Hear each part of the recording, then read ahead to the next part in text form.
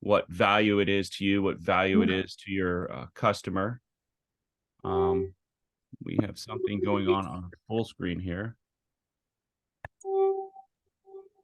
You need to accept that we're recording if that came to you. I did. So how are we doing now? We seeing everything correctly? Looking good? Yep. Okay, so I'll tell you a little bit about myself. John Kraft, I've been working for Lodestar for probably close to a little over 4 years now. Licensed Maryland home inspector. Yes, I have other jobs that we discussed in the beginning of it, but we're not going to focus on that. We're going to focus on how we can help you and your clients figure out every information aspect about the house.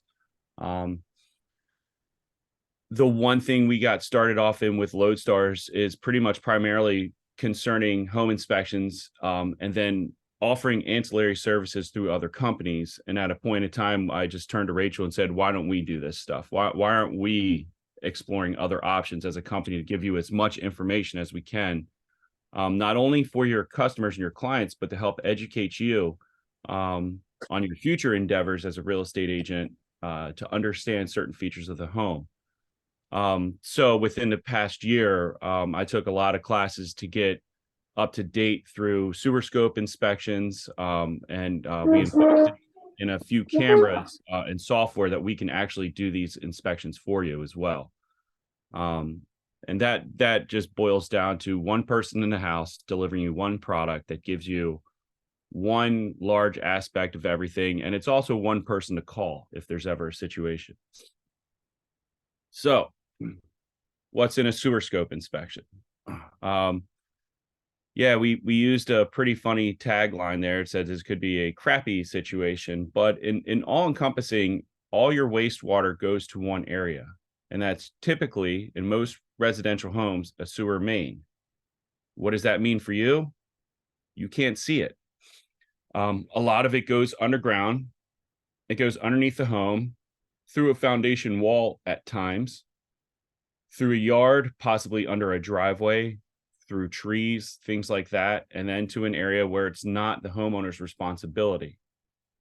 So the goal of getting a camera in there is to show them what they're buying. It's what's the condition of the pipe? What type of pipe is it? Where does it go? That's a big aspect of it. I recently did a favor for an agent who wants to buy an RV. Him and his wife want to travel with an RV, but they want a dump site for the RV when they're at home. So he didn't know if this sewer line went underneath his driveway and if it was accessible. So as a favor, I on a day off, I went over there and we measured everything out and figured out exactly where it is, what the pipe is, and if he can access it. So the camera is very powerful and it has a lot of options. But the best option is that it's giving you the information. So why would you need a sewer scope inspection? Pretty much just like I said, everything is underground and it's not visible.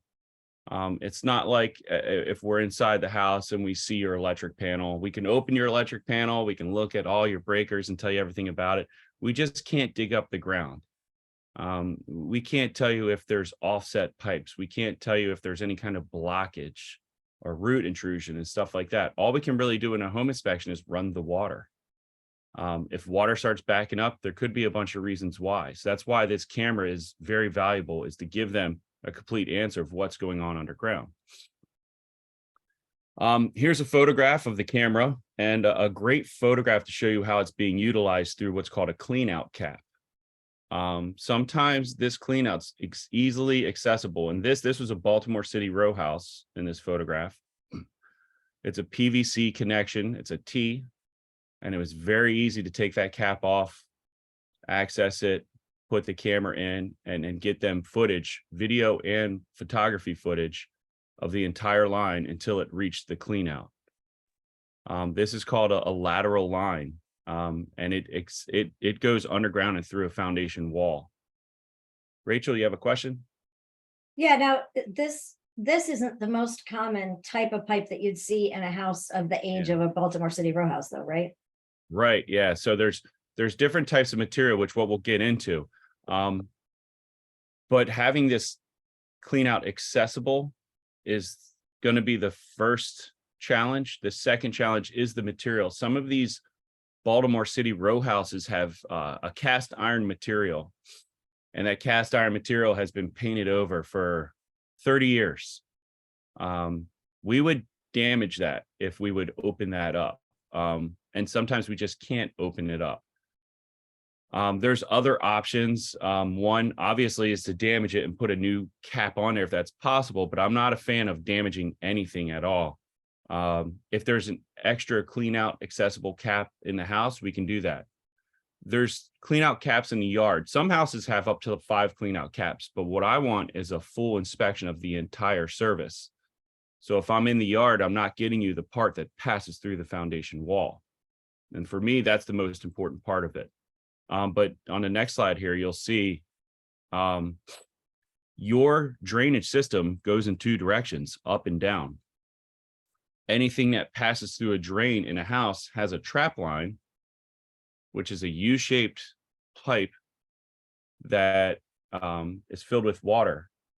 And that water creates anything from venting back into the room that's utilizing the drain, as in your showers, your sinks, your toilets, even your washer and dryer or your washing machine for your clothing, your laundry, and your dishes. They all utilize traps. But once that water goes into the main drainage system of the house, it has to ventilate. So it goes up. And that's why we have those vent stacks on a roof. It's actually, and in the other profession I can walk around a house and tell you exactly where all the bathrooms are based upon the pipes on the top of the house, because they generally just go straight up. But on this house here, I couldn't get the cap open from inside the house. It was seized over. So it was a house where I could put a ladder on it, carry everything up to the roof and go in through a vent stack and just go straight down. It's just an extra 20, 30 feet. But it does connect with everything and will get me a full inspection. So there's ways around it. An inspection report is, our reports at Lodestar are built for you, or they're built for the agents. Yeah, we want to give a comprehensive evaluation of everything we saw there as an inspector, with objectives, identifying any kind of defects and things like that. But it's typed out and really presented in a way that makes your lives a little easier. It saves time. And if you worked with us before, you know how easy it is to access them, to print them out as PDF files, or to have a backup file even. But what we try to do in these reports is give you pretty much a comprehensive visual reference of what we're seeing with the camera. Sending somebody a video file is a large process that takes up too much time and space. It's just a file that's like well close to 100 megabytes. And it's not really focusing on what we need to tell them. What we need to tell them is what the material is, where it goes, and any kind of defects that we see.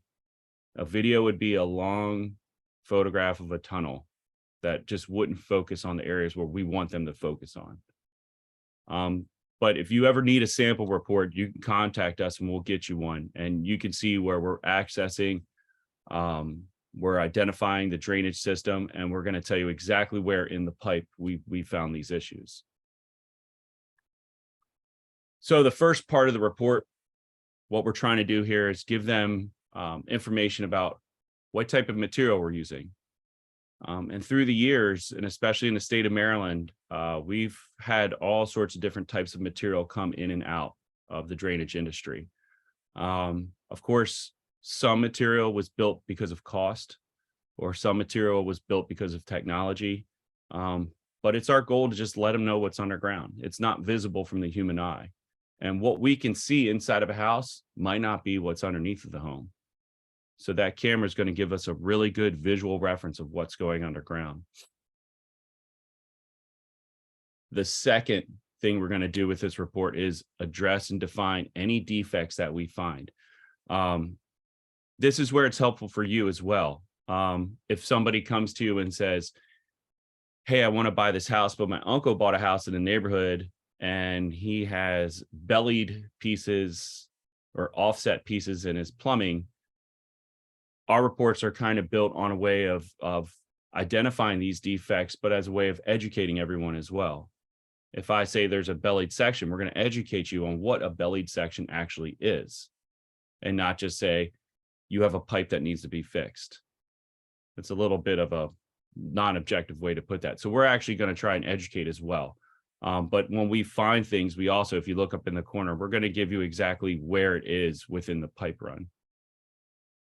So can you talk about what's in each of those pictures, please? And what a bellied thing is, or do you get So- to that? Yeah, we're going to get that in a little further on in the Okay. presentation here. But Can you just say what each of these is? pretty please? much what we're looking at with these photographs, the end result is that we don't have a clean drain. We don't have a clean slide for everything to leave the home. And you know, we're talking about everything that's going, nothing is really flushable but water. Let's go back and address that. I know some of these wipes and things are sold to people as flushable wipes or whatever they put on their labels, but everything has to go through this system. And even though a wipe might say it's flushable, you might have a scaling cast iron pipe that's deteriorating from the inside out. And that scaling material, which you can kind of see in the bottom right-hand corner, is just going to capture it, and it's going to hold it and cause a blockage of water. So when you do your laundry, that flushed water might start coming back up. Also debris.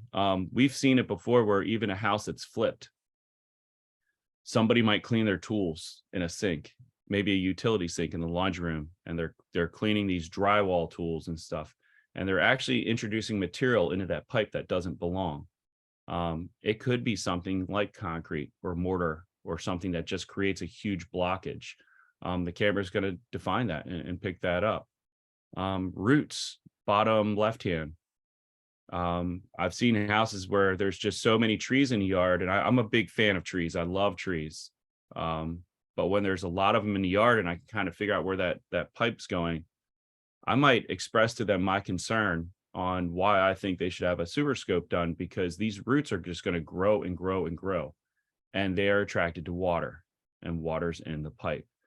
So if they can get away through a section of the pipe, it's going to happen. And then that's, again, it's going to block everything and not cause for a smooth flush. Okay, so that's what the second part is going to address and define these things. The third part is our recommendations. Number one is we should address, we aren't plumbers. We're an inspection service that educates people. So we're not selling a service past that.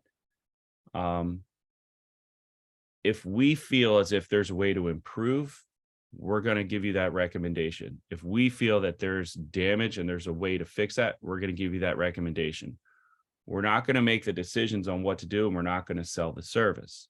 But one thing I put in a photograph here is to show you is that there are companies out there that will do a power jetting of the sewer line. And it's primarily just like putting a pressure washer into your sewage pipe, and you clean out the walls as it slowly moves. And it would be like if your pipes had buildup from cholesterol and stuff like that. We're just going to clean it out, flush it out, and send it back to the municipality. Let them handle it. Let them figure it out. Yeah, Rachel. That's so interesting. My house built in 1957 is cast iron and PVC. And the person who owned the house before me had it hydrojetted out or something, whatever they did in the 80s, every 6 months until she had the money to actually have that section replaced. Yeah. So she was able to like drag it out, but it was, so it was Yeah. interesting because I'd never heard of that. I thought you just had to replace it immediately. Right. So what you had is you had a minor scaling situation in your plumbing drainage. And it just creates for a buildup that makes the pipe smaller. And so it takes a while for everything to drain. So power jetting it actually will open the pipe back up. Now, sometimes, and depending on the type of scaling that we see, you might not want to do that because it could open up a section of the pipe. And there are companies out there that will actually inject plastic into a cast iron pipe, but they might power jet it first so they don't lose the actual diameter size of the pipe. But again, the last part is to give them some kind of resolution on options. We just don't want to defect something and walk away and say, hey, look, now you have a problem. We want to actually give them some kind of resolution that says, hey, with time or money or discussions, we might be able to fix this and move on. Okay. So going back to the first part, our types of material that are defined. Your drainage starts underneath the sink. It starts underneath the toilet. It starts underneath the washing machine. And it ends at that municipality connection that might be 100 feet away from the home. It could be 20 feet from the home. But what we really want to do is identify that entire length. Some of these houses that have been sitting have had repair work, but they've only repaired certain sections. So we want to identify everything and we want to see how it's connected. And then we also want to give you a little bit of information about the pipe itself, because all material doesn't last forever, unfortunately. So some of the common materials we see a lot, and especially here in Maryland, are plastic, metal, and clay. Okay, to go back to use the terminology, it's PVC, cast iron, and terracotta. And for the most part of it, I see cast iron. I was shocked to go into Neil's house and find cast iron. I thought his community was a little bit more modern and used a PVC plastic, which is what you're going to find in current build homes. But I'm guessing Neil's house was built in the 90s. So it was a material that was used to connect the house to the municipality connection. But we would have never known unless we did a training session over there with some of our newer guys to show them how to do this. But it was great to show him and give him more information about what he owns. He owns a house with cast iron plumbing. He would have never known had we not gone in. And his plumbing was fine. There was really no issues with the cast iron. But it was a little bit more of a peace of mind, because if it's out of sight, it's out of mind, right? And all this stuff going underground is unknown. So PVC, the plastic, usually you see them in colors. You see the green, the white, and the black. And that's dealing with the thickness of it. When you see SDR, the S is the schedule, and the schedule is typically the thickness of the pipe. A thicker pipe is preferred if you're going underneath a driveway or something that's holding compacted weight, like a pool system. The white is a thinner one, and that's fine with dirt pressure, earth pressure, things like that. And the black is kind of the thinnest one possible. A good reference of a black ABS pipe would be what you would see typically in a yard for a downspout extender, or collecting a French drain system would be an ABS, and that's corrugated, and it's fine to use. It's not fine to use when you have a lot of pressure over top of it. They usually come in 10 to 20 foot sections. They have glued joints and fittings. They're still used today, and they were introduced in the 70s, and they have a life expectancy of 50 to 500 years. That number actually is verified through my experience in the drainage industry. And to go back and tell you a little bit, I used a lot of this, the SDR 35 in the drainage industry, where I was actually brought into an engineering firm as a non-engineer, but a consultant for municipality drainage. So we're talking like Orlando, Florida, how much rain it gets there, where's the water collected, and where do we send it? How do we send it underneath highways? How do we send it through residential neighborhoods? That 50 to 500 years is verified, but for me, it's still, how is it put together? Like, how is it glued together? Where is it going, and what the material is? I don't really agree with the 500 part of it, but I don't think anybody's going to be living in a house for 500 years. So my goal is just to inform them what's there. So the metal side, the cast iron, this is what I see a lot of, especially in Baltimore City. It's usually a black or rust color. All the joints are glued together. It was introduced in the 1800s. It's still used today, and it has an expectancy up to 100 years. Now, this is that pipe that will corrode from the inside out. So if I see a lot of cast iron in the house, I'm going to reference to them that it would be valuable to throw a camera in here. Scaling is something we'll go over in a little while, but that creates a deterioration from the inside that will actually collect things that are being flushed. And when you're collecting things, you're causing blockage. And especially at joints. If you do that at joints, that's where the roots get in. But this is extremely common all over the state of Maryland. Terracotta. It's a clay surface. I saw it yesterday. It still exists out there. And it's not bad to use. They just stopped using it around the 80s, but they use this in smaller sections. Like typically you'll find them in like around 2 to 4 feet or even a 6-foot sections. They don't quite have the life expectancy, and they're pretty soft and brittle comparable to the other ones out there. So you definitely wouldn't want to have this like underneath a large driveway or in an area where you're going to think about building a pool or something like that. So that's why it's good to identify this stuff. All right, so let's get into the fun stuff, the materials of concern. Okay, here's some of those materials out there where, of course, we're going to let them know what it is. Our goal is not to scare anybody or to make them run away from something, but to understand a little bit more of what's going on. Sometimes these can be solved with blowing a new pipe inside of it, but sometimes with some of these, the damage is so extent that you would want to dig it up and replace it. Okay. Orangeburg.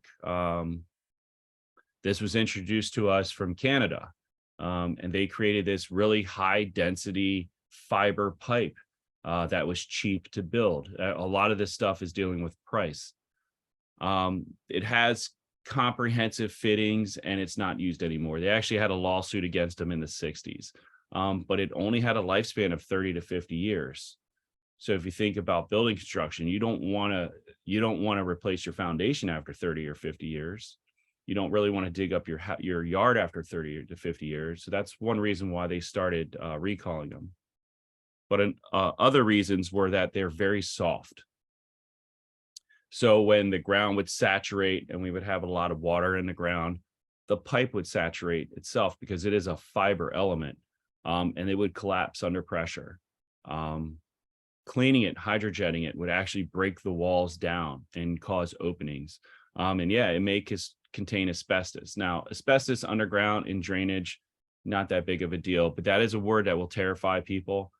So you just, if you can get around that, if it's a short section, they could replace it, simple. But again, our goal is just to identify the stuff. Asbestos cement. This is actually something you would see inside of a house as well. For a distribution piping, or sometimes you see asbestos cement utilized in a chimney, but it can be underground as well. And they stopped using this in the 1970s for the obvious reasons. We stopped using asbestos. But it does only have a shelf life of maybe 40 to 60 years. And it can have weak sections that collapse. Roots can really get into the joints of the cement system a lot easier. And then it will have deterioration and chemical reaction. Anytime you're flushing something of water through any type of pipe, it's going to have a chemical reaction. And with this asbestos cement stuff, a lot of that happened at the joint areas. So they just stopped using it. Yes. Is there an easy way to tell where the clean out is in the yard? There sometimes is. Now, a lot of, and mostly with a lot of homes, your water is coming in and going out through the front yard. I call that the alpha side of the house. And the alpha side for me is where I find your address and your front door. When you're going down the street and you turn left or you turn right to go into the driveway, usually that's where these pipes are going as well, but they're going underground. Now, drainage and stormwater management are two things. So when you see those stormwater drains on the sides of the streets, they're collecting the water that's outside and putting it through a separate pipe that does not connect to this pipe. But this pipe generally follows right out where your main water line is and goes down the street. Like to go through your yard and look for the cleanouts is a good idea, especially if you're concerned about the caps or concerned about maybe a landscape company coming in and accidentally nicking a cap or something like that. it's just a good all around informational piece to have about your house and know how your house is operating as well. We have another question. Well, I just wanted to add to what you said, and that's from Jessica Reese, who is moving today. So she's listening and trying to do this. She wasn't sure she'd be able to be here, but she bought her home in the Florida Keys. So she's excited to be there today. Good for Jessica. Yes. Beltway Barbie is now we're thinking of a new name for her. Because she's not in the Beltway anymore. But another thing is, Jessica, when you look at in the yard, there should be a cap. There should be a pipe sticking up with a cap on it. So there, and what I'll do is I'll put some pictures onto Facebook later and to Instagram so that you could see some different caps of what they look like, so you know what you're looking at. Yeah, I've only seen the little white PVC ones. I'm like, I don't know how to look for cast iron ones. Okay. So you'll see. Hi, Jessica. Cool. Hi. I work with Jessica a lot, and congratulations on getting your keys home. A lot of what this presentation is built upon is Maryland construction. You are buying a house and moving into it where the soil is completely different. It is of a sand base and not a clay base. So meaning you don't have the same amount of pressure on these pipes. So I'm going to guess that your cleanouts are white in color. Got it. Okay. Cleanouts here in Maryland, where we have a little bit more dense soil, we have clay and stuff like that. It's a thicker pipe. The new construction is going to be green, or it's going to be cast iron. It's a lot stronger. But where you're going, say goodbye to your basement. You're not going to have one. No more flooding issues in basements. Yeah. But you can wear flip-flops every day. True story. Thanks, guys. Absolutely. Okay, so moving on here, let's talk about high density polyethylene. Okay, poly is a word that terrifies people sometimes, but what poly is primarily just a flexible plastic. Okay, that other plastic pipe that I was talking about earlier does not flex, it goes straight. Polyethylene or polybutylene, some of those other pipes, they actually flex. This is an extremely valuable and utilized pipe in the irrigation industry because it eliminates the amount of times we can put a joint into the line. We can bend this around tree roots, we can bend it around driveways and things like that. But using it for your drainage system of a house, probably not the best idea. It has a lower expectancy. Maybe you want a joint in certain sections, but it is a little bit thinner. So here you'll see it's a weaker material, and the sagging sections of this material can cause bellies, and bellies is primarily a pull. And when we're pulling stuff is just hanging out, okay? And that causes a blockage. But yeah, this stuff is not recommended to go underneath things like heavy trees, heavy driveways, sidewalks, stuff like that, because it can cause a compression and a leak. Okay. That's why we identify it in the home inspection report, right? Okay. Yeah. So, and also that it's going back to the education part of it. And, you know, I'm a firm believer of giving you measurements on this stuff. If I find that poly pipe and it's going underneath an area where you think you might want to put a driveway, I'm going to explain to you what poly does when you put weight on top of it. Okay. So that's just giving them more information on what they can do with the future of the home. Okay. Now we'll go into defects. We're talking about damaged pipes, leakings, blockage, recall material, roots, things like that. This is where, of course, we're not trying to scare people, but to educate them with what's going on. Without doing a sewer inspection, what we would possibly see in some of these is that water's backing up into the home. We might have a section of the yard that looks different. Either the grass looks better or it looks worse. We could have water showing somewhere. So the camera is going to show us some of these things. And here's a good example of normal cast iron scaling. All right, especially dealing with the age of the house. That cast iron has seen a lot of water, it's seen a lot of sewage, it's seen a lot of soap. So it's going to start to scale. All right. Extremely common. Again, but we're looking for weak spots in the areas or extreme scaling or things being caught within this. And something like this could be cleaned up with a hydrojet. And it's just going to kind of just brush those flakes off, push it all to municipality, let them deal with it, and give you a smooth drain so everything leaves the house as intended. But this is a good photo of an extreme scale buildup in a cast iron pipe. This is where you're going to get blockage because stuff is collecting. It's almost like having like little tiny rakes inside the pipe, and those rake fingers are just holding everything that you're flushing down. Eventually the buildup is going to get bigger and bigger and bigger. And that could cause issues with how the pipes are connected because it makes it weaker. And obviously you're just not going to be able to flush things as you want to have it all leave. Offsets. Connections for your drainage should be smooth. When you put a coupling on one end of a drainage pipe to the other end of the drainage pipe, it should continue that smooth sailing exit out of the home. Sometimes that doesn't happen. Sometimes people put material on there that doesn't match up, or it's not the right diameter and size, or things shift and move in the ground, either inside the ground or over top of it, and causes an offset. And if you can see in this picture, you'll see what looks like a half moon or like a crescent moon, okay? This is really going to collect stuff and cause for a weak point within the pipe. When that weak point happens, that's where we would see it in the yard, and discoloration of the grass, or maybe water coming up from underground, okay? But the camera's definitely going to catch us. The thing about the camera too is it rides the pipe. So when I come to offsets, I see the camera jump. It actually jumps up in the air.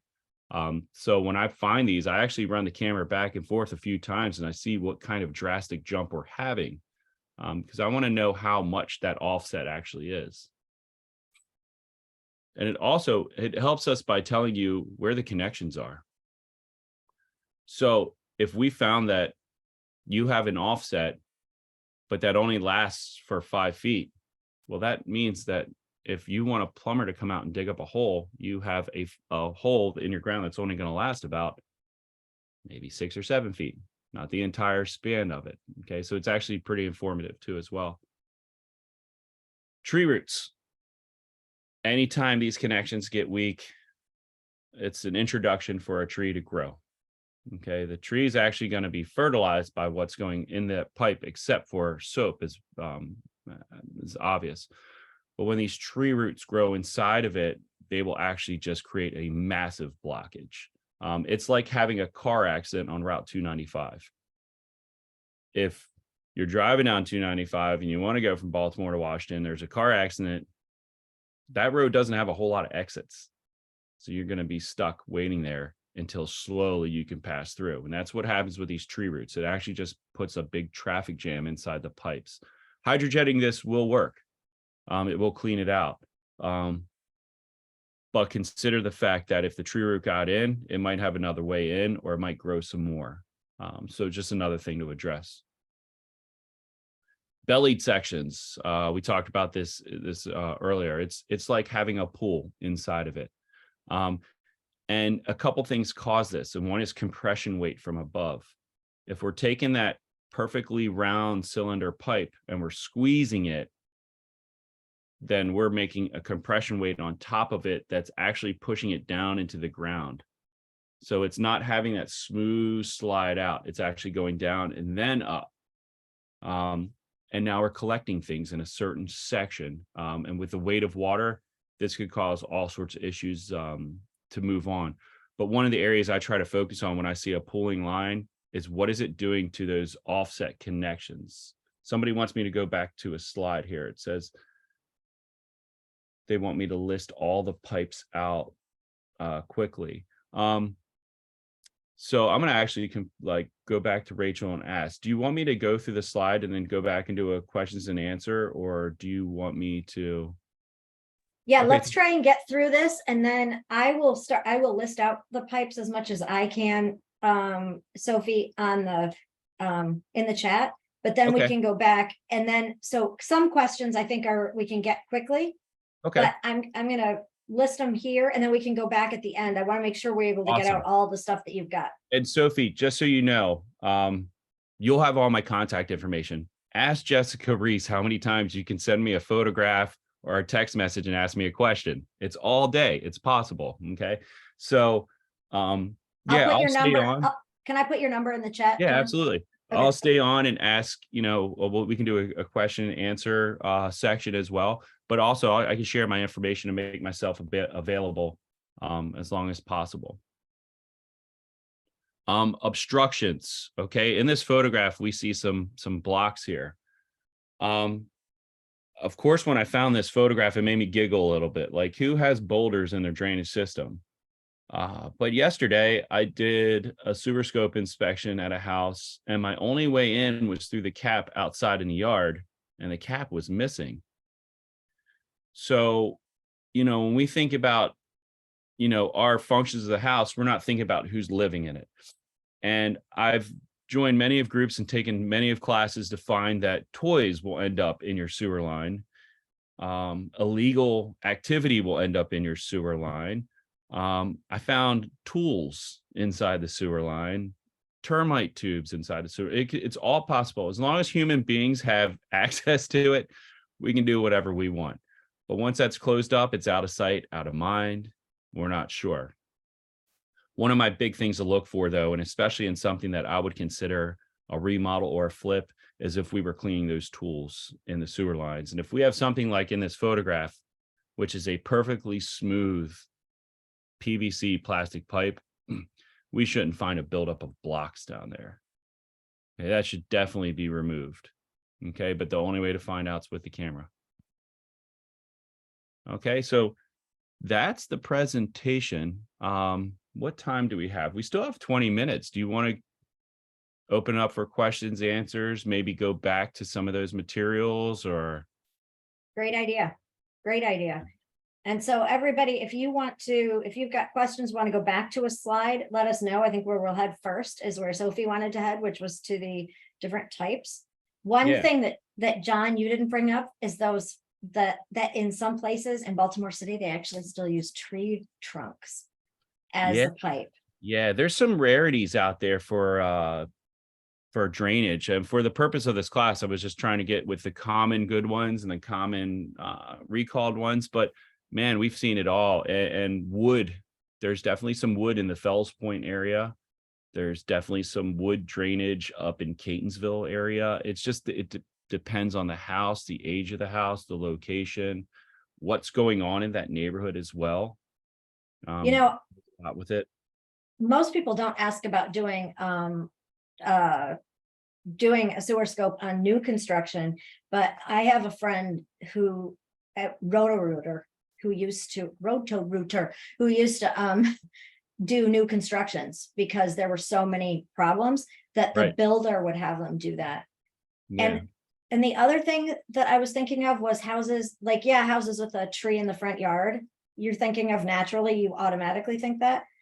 But what about another one was people who get concrete poured in their, like a concrete pad poured or something, because the concrete truck driving on the yard could be parked right on that pipe and it could break. But you're not thinking about that because I don't have a tree and you don't think about it. But you get a pool put in and they come in with that tanker full of water that's sitting right on that pipe. It could break. Future projects of a house, or finding what somebody's goals are for their dreams of owning this house, it can come into play here with this as well. And okay, so thank you for answering that question. So Rachel, I can see all the questions here as well. Okay, good. Well, I'll stop then. There we go. Keep answering. This helps me out. But I recently had a house where they wanted a driveway. The driveway was very tiny. They wanted a big driveway. They wanted to park a lot of vehicles, and I found a very small, soft pipe underground. And I said, it might be to your concern here, and you might want to look into providing a better drainage system for your home before you build this driveway, or maybe research another place to put your driveway because you would be building it over top of your drainage system. Also, introducing more cleanouts isn't a bad idea. That helps the house out as well. But yeah, getting more information on everything in the yard is just, it's great for future endeavors or projects that they might have. Also, just to go back, me and Rachel were talking about this before this started, is access for your clean out. Don't put a drywall over top of your clean out access. It might be something that you don't want to see. You might not want to see that cap on the side of the wall. The cast iron ones aren't the prettiest. I understand that. If you sell your house one day, somebody might want to get into this. If you have a problem in your home, somebody might want to access it. If we can't access it, we're going to ask you that you either open up a section of the wall or contact a company that will pull the toilet off of your house. If you pull the toilet off of your house, you need a plumber to put it back on.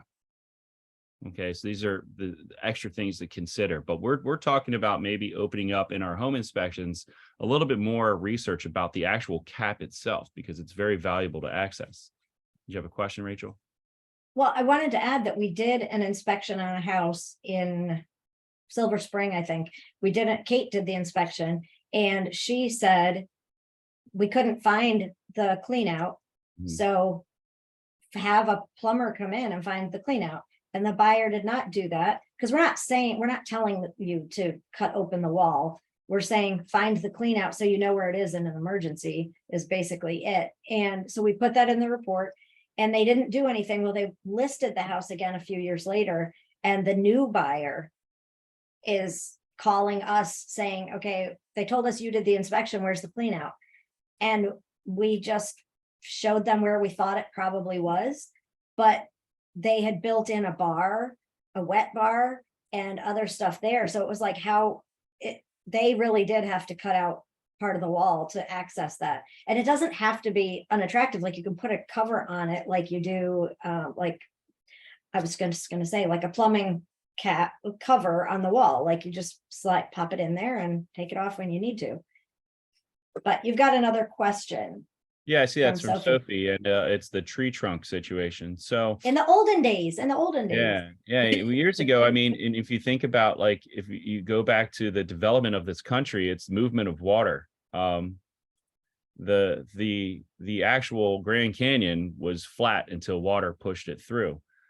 So places used to use wood and trees to move things, like trees, like that's what a log flume is. So that technology was brought into housing for a while there when we wanted to create a smooth surface for water to leave a house. So they would actually carve out sections of wood, whether it was from a tree trunk or some type of lumber, and utilize that underground. They compact the dirt over top of it, out of sight, out of mind. Years go by, we sell this house to multiple generations of family members, and we didn't have these cameras at that time frame. And we're saying, well, your house drains. That's as far as that ever went until we started developing these cameras and putting them underground. Slowly but surely, people are realizing what's under there and what kind of conditions they're in, and then replacing it. So it's kind of silly to say that tree trunks underground are being utilized for drainage system, but that's how this country was developed. And a lot of that stuff still exists. It's just really hard to find it because it's at a rarity nowadays. Sophie, do you still want us to go back and look at the list of, or look at the types? Yeah, I mean, we can talk about the good stuff, because I worked in this industry, and especially right here, that green pipe is it's weird for me to say, and it sounds so strange, but I go, that's beautiful. That's beautiful to me to see that. I love seeing when brand new neighborhoods are being developed and there's a stack of these out, because that is a very dense pipe that's going to, the weight on top of it's going to hold. You could put 5 driveways with a car on each driveway over top of this pipe, and it's going to hold. Okay, it's durable, it's going to last for a long time. And the glue and the primer that they put in the fittings of this stuff is extremely durable. It withstands extreme temperatures and extreme pressure. This is actually the same density of a pressurized pipe at a smaller diameter when water's inside of it. And water, when it turns, it creates what's called a water hammer. If you could imagine being inside of that pipe and kicking it with your foot, you want it to hold. That's what water actually does when it turns. So that green stuff is fantastic to see. When you see it coming up out of the yard with a clean out over top of it, you're in good shape. Okay. John, can I add something here to this? Yeah. Please, one of the things you talked about the report and showing the report, and Mhm. we have the way it's written is so that you can tell what type of pipes are in there and what condition they're in. Yeah. One agent said to me, because there's two things about the pipes. There's one is you can get in Baltimore City and County, at least you can get the coverage for like $6 a month or something, Okay. or $10 a month for coverage for the line from your house to the street, for like a warranty, and they'll pay for that. And so he said, I don't talk about doing sewer scopes because I tell everyone to just get this warranty. And one of the things was you get the warranty, and that's cool. Thanks for being here, Jessica. That's really cool to have, but you will still end up with, if there's a problem, you'll end up with a crappy situation. You'll end up with sewage in the house if it's going to be there. And at Right. least being able to prepare for that is useful. And what the other thing this agent who's like strongly against getting sewer scopes said was, everybody does these reports and I don't know what to do with them. Like, they make no sense. Yeah. So because here's this information and it's not really super bad, but there's some problems and you should probably do something. So one of the things that John and I worked on to create for this was to really make it clear, this is normal for the age of this item. We don't know how long it'll stay this way, but these are things you're going to either want to do now or budget to do in the near future. But is this clogged right now? No. Is it likely to be clogged in the next couple of weeks? Probably not, if you're careful about what you flush down there, but because things aren't attaching to that, like the rake fingers he was saying. Yeah. But his thing was, I don't know what to do. So we just don't get them. I just say, get this warranty. And suddenly when he saw the way we created the report, changed the way the industry writes it, we do it differently. We say, this is normal. This is going to need something to be done now, or this is really a big deal, like this second, so that people can actually get, like, if they've got a little playtime in what they're doing, since there's so much waiving of inspections or just inspections for informational use only. So that was super important to him. And now he recommends a sewer scope and a chimney inspection on every property that's not a septic, A good like segue into that is out of sight, out of mind. Our first two objectives with our reports is to identify and educate. And that's going to go so much further than just stepping in and saying, this is wrong, this is bad, this is terrible. That's not our goal. And our goal is not to increase some kind of internal calculator in somebody's brain where they're standing there during inspection going, oh my God, this is going to cost me millions of dollars. We're going to identify and educate first. Okay. And by educating, we give somebody more of a clear thought pattern of what's going on here. And they make up their own minds on how to resolve it. Okay. Some of those other inspectors, they come out and they go, that's going to cost you $1,000. That's going to cost you $5,000. That's going to cost you this. And that's hurt. Number one, it's hurting our industry. And it's making it harder for everybody involved in it as well. But it's leaving everybody there at the inspection clueless on what to do next. Okay. So again, we're going to go back and we're going to educate as much as possible. Looks like we have a question about Orangeburg. Yeah, it's not a good material. I agree with you. But that's why it's discontinued. And it was just a fiber. So PVC pipe, like what I have here on the screen, it's actually a byproduct of plastic and fuel, like diesel. So when we had a lot of problems in the Gulf of Mexico, the price of PVC pipe increased because diesel fuel was a little harder to purchase. that's how things like Orangeburg come into this industry, is when things become challenging to purchase. So that fibrous pipe was created, and it sounded like such a great idea when it was designed, but they just didn't consider all the aspects of it. Is it going under sections that need to support weight? Is it turning left and then turning right? Or even some other things to consider is how many times do different lines run into it, because that's causing more pressure. So yeah, they discontinued it, but that stuff still exists out there. It's rare to find. I actually found it once on a main water line coming into a home one time, and I did that on a walk and talk, where we secretly went in with the buyer and said, we're just going to take a look around. I wore a shirt that didn't have a logo on it. First thing I found was Orangeburg pipe entering the home with charged water. And by So, charged water, you mean, yeah, the potable water that you drink, and the water that you shower with, and the water that you use to clean your dishes and yourself with, that went through the yard and into the concrete block foundation, a very fibrous, flexible pipe that had a tendency to break. So again, that was just informing somebody of what they have and educating them on what it is. But as a recalled product that had lawsuits against it, I would, as a buyer, I would want to know. And as an agent, I would want to know in case I ever come across it again. It's good to Google. And Sophie, I could actually, I can send you some more, YouTube videos or articles on it. Anything I have, I'm willing to share with you to give you more about Orangeburg. It's rare to see it, but it still exists. and the major issue with that is the potential for it to be crushed, right? Because Yeah. it just, okay. Extremely flexible. Also with Orangeburg, we're talking about a material that can take on water because it's fibrous. It can hold and retain moisture. You don't want that. You want everything to leave, and you don't want what's outside to come inside either as well. So yeah, there was multiple issues with it, but it's in newer construction, you're just not going to see it anymore. So we are coming right down to the end. Is there any other questions that anybody has that they want to address or get asked? And of course, this is not the end. You can always reach out another time. If you've got questions later, that's totally fine.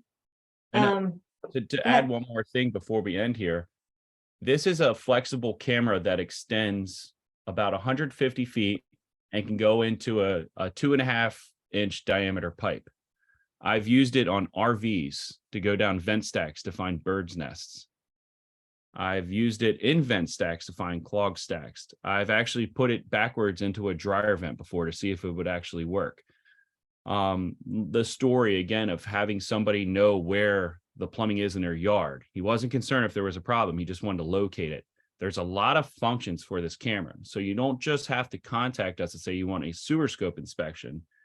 You can contact us and say we have a concern and we know you have this beautiful special camera that will actually figure things out.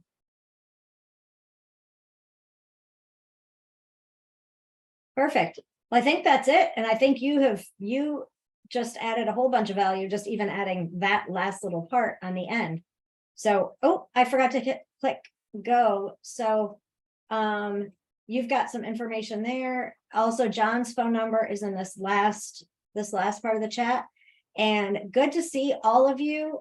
We're going to put a copy of this up on the YouTube channel and reach out to John directly.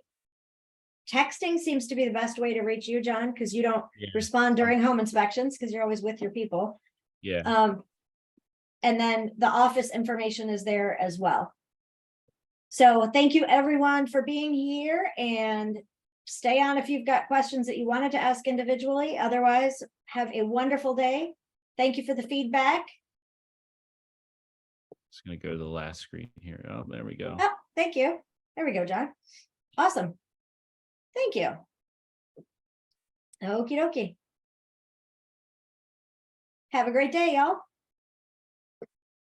Well, it was good seeing some of these faces on the screen here.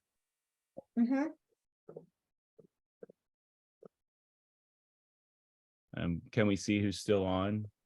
Is there? Yes, Greg Fisk is still, he's gone, and then iPhone 4, and I don't know who that is. So